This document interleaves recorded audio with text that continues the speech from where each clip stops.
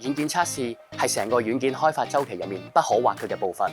透過提早發現軟件嘅缺陷，並且進行修復，以確保軟件能夠穩定同安全發揮完整功能。有見軟件測試成為資訊科技行業一個重要嘅專業技能，世界技能組織喺2025年將軟件測試加入成為比賽項目。比賽內容包括功能測試、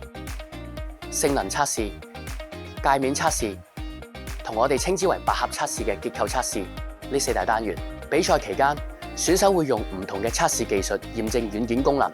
確保軟件係可靠、安全，並可以喺唔同平台穩定運作。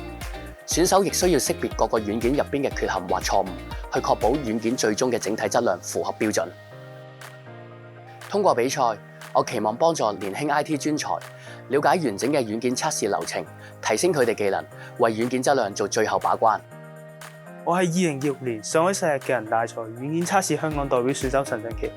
而家喺香港資訊科技學院屯門就讀軟件工程高級文憑。中學嗰陣，我認識到一班做軟件測試嘅前輩，佢哋話測試好似做偵探咁，需要重現問題、整理線索，最後再用證據釐清成因。我好中意邏輯推理，所以我開始對軟件測試產生興趣。入讀 VTC 之後，我學到一啲基本嘅軟件測試知識。每次做 project 完成測試功能後，我都會自己去驗證需求，做個功能測試，確保輸出到預期結果。成個過程令我好有滿足感，我對軟件測試都越嚟越感興趣。直到接觸到世界技能大賽軟件測試呢個項目，訓練過程中我學到學校課程以外嘅知識，亦接觸到近鐵業界嘅測試工具，令我對 API 測試同效能測試有更實質嘅理解。參加世界技能大賽，我唔單止可以擴闊視野，仲可以喺限時同高要求嘅環境下訓練自己嘅測試思維、抗壓能力同時間管理。